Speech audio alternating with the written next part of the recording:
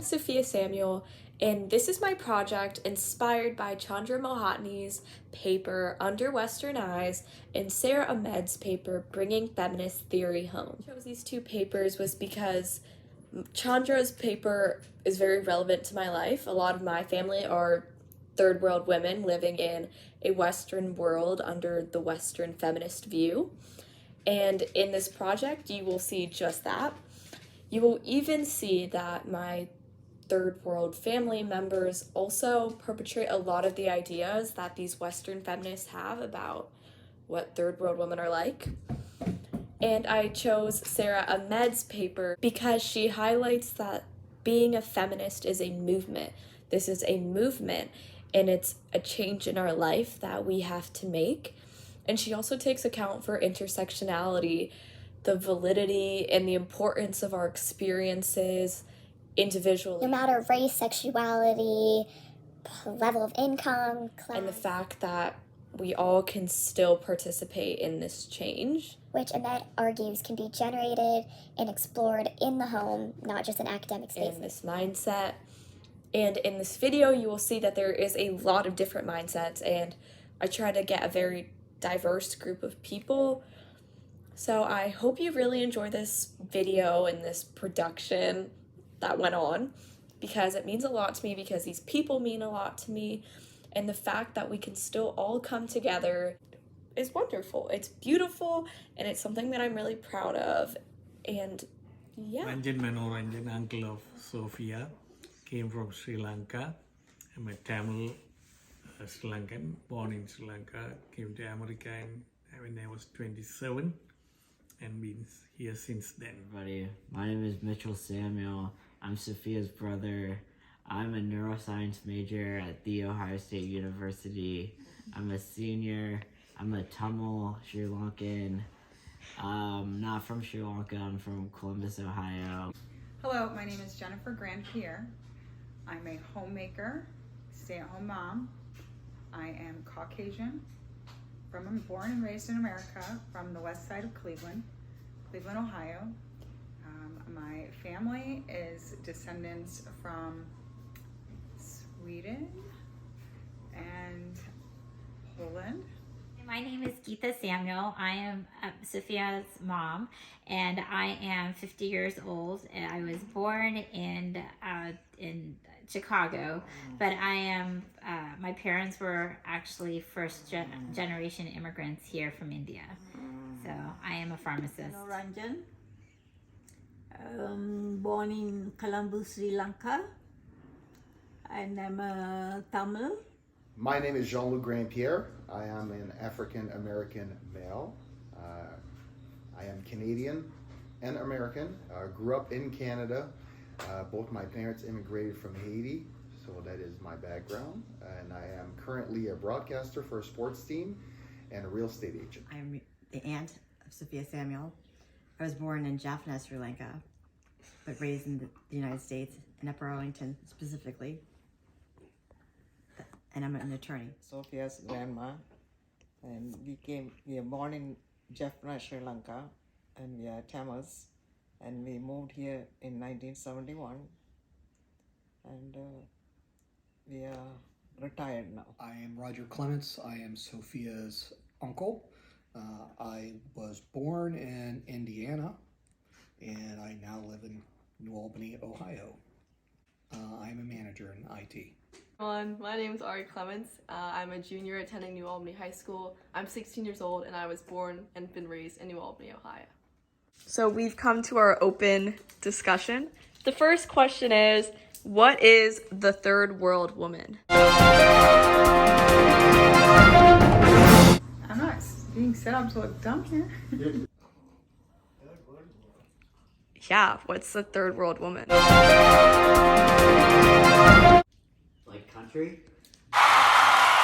No wrong answers. Well, I feel like the third world woman is one that has come from a third world country, but comes to a place where they're empowered and they're doing things that are like, they're not oppressed, they're doing bigger things and better things that their first generation parents were not able to do, or that women were not able to do. So they either come to a better country to do that and to aspire to do more. That's what I think a third world woman is. What is the third world woman? Definition? Or What? It's no wrong answers. all right. Yeah, someone women born in a third world country. I'm a third world woman. Okay. So is she. So So is she. what does that say? What do you think the third world woman is then? You know, when you come to this country, then you are empowered to do whatever you want, and you can show your strength and whatever it is. That's great. I totally agree with that. Third world women have been leaders, prime ministers, and presidents than in America. I agree. A third world woman is from a third world country, and they're given opportunities that a lot of their ancestors haven't had in their life, and it's up to them on what they decide to do with it. What defines a person living in the third world?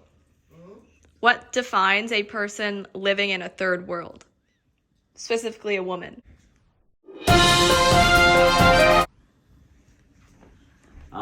In my opinion, I think a lot of women that live in third world countries are oppressed. I don't think there's equal rights for men and women. Usually very poor, and they don't make as much money. Resiliency, because it's obviously not an easy situation to be in. Most likely hardworking. I would characterize them probably as a harder working person than people from the first world, to be honest with you. I think that in America, although it's still not equal, it's much better than how it's doing in third world countries. Third world country women are more oppressed by the government and their husbands too. Brave, difficult, humble, and they probably don't see themselves the way that I see them. So I don't want to paint a picture that is sad, but to me it would be scary. And then I asked, what do first world women look like? First world women, to me, would probably be a lot more knowledgeable than I am in being a woman and understanding the things women go through, from birth to providing proper meals for their family. Here in America, we just grow up and we do what we think is right. But I think if there had to be a race for women to understand, I think they'd win.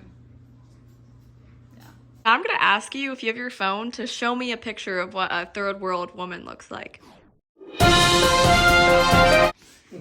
What the heck? Wait, Like look it up? Look Yes. like that here. We are not from third world now. Is that a child or What is this? Show me. Right, it's a little girl holding up a right to education. what Okay. country is she from? It doesn't really say much. Do Just you even know if she's a third world woman? I- In my opinion, Men don't that could go be to an school, they don't assumption. stand the labor market only for, and they end up having 10 kids and all that because husbands abuse. She'd be simple.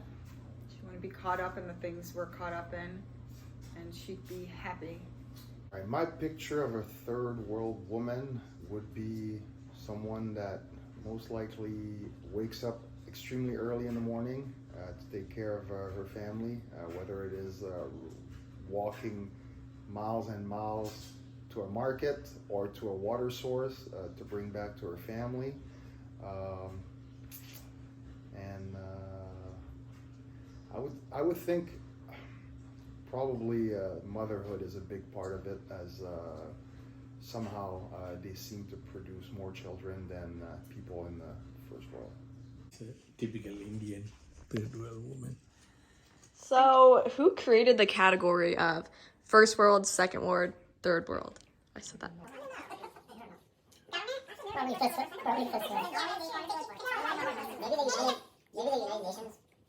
United Nations, maybe? yeah, because you never really hear about the first or second world. You just hear about third world. I have no clue who created the categories, first, second, and third world countries, besides us as people, to, I would say, just rating ourselves, our lives. I don't know who created it. I believe it's a people. I mean, They back named in the themselves. day, yeah, I think that they, community, I think community named them. That could be an assumption.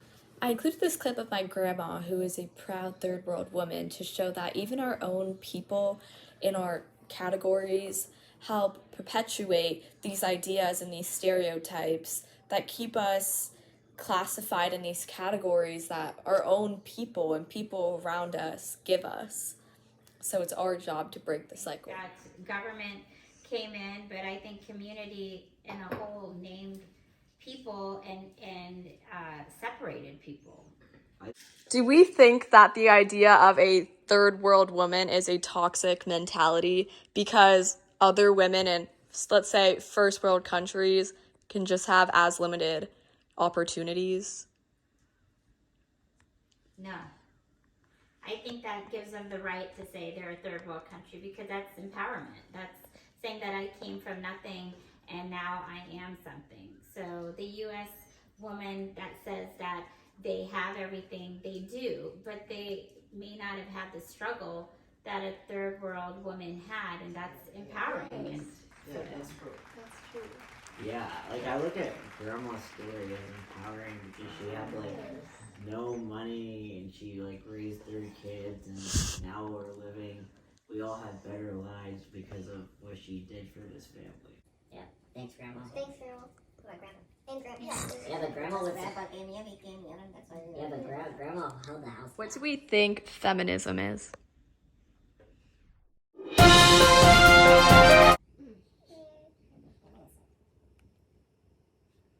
Yes, so. Oh, that's good. I would see feminism as a lot of different categories.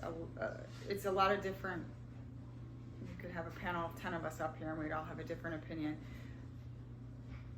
It's just empowering women, changing and evolving over time, having a voice, standing out and using it for their beliefs, for their everyday. Fight to get equal rights for women. Yeah. I would say I think it's Hillary Clinton. Oh, that's a good one. She thinks of Hillary Clinton. Michelle Obama.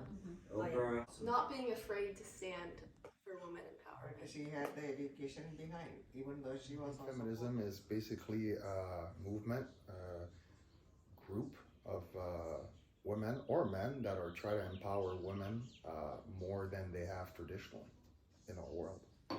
So from one of the readings that I had to read in class by Sarah Ahmed, she says that feminism is to dismember what has already been assembled. What do we think about that? If we think about it in terms of the third world woman, do you think that other people should dismantle like this idea they have of just poverty and like looking down upon third world women? I mean, I think feminism itself is just, I mean, if you see it now, girl power or woman power, that everyone's empowering each other. I don't think it's meant to say that the third world woman, we should dismantle that. I think we should stand on it because I think feminism was built on that to make the next generations more like powerful in the sense of like knowing their value, which was lost because men were so like, you know, upper handed in everything with job and relationships, whatever it is. So I think it's a good thing. even here the women don't have equal pay yet. Mm-hmm. They same education and they don't get the same pay. So you guys have to educate and fight for it. Since discussions of the various themes I identified earlier, kinship, education, religion, etc., are conducted in the context of this relative underdevelopment of the third world, which is nothing less than unjustifiably confusing development with the separate path taken by the West in its development, as well as ignoring the directionally of the first third world power relationship. Third world women as a group or category are automatically and necessarily defined as religious, family-oriented, legal minors, illiterate, domestic, and sometimes revolutionary. This is how the third world difference is produced. What do you guys think of that?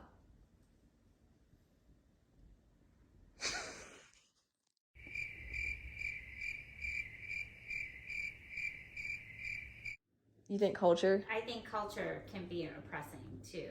I think there are a lot of places that culture deems that women have to be a certain way, and that in third world countries, some people follow a caste system and all sorts of different things, and that's oppressing in their own right. It's not necessarily government. It can be government, but it can be their own people that oppress them. I'd like to highlight the people who are in this video as an example of why we should be having real, candid conversations. All of these questions were asked on the spot, and we were able to see the thought processes out right in front of us.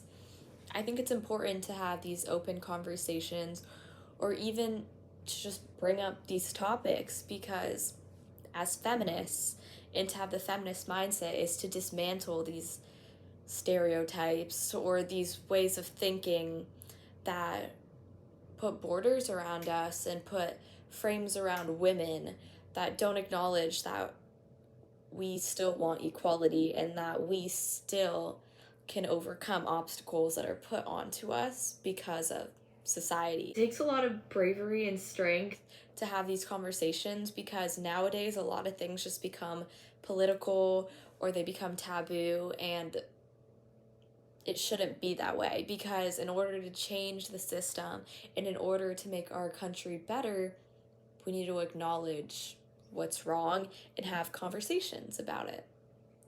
I applaud everyone in this video. And thank you for watching.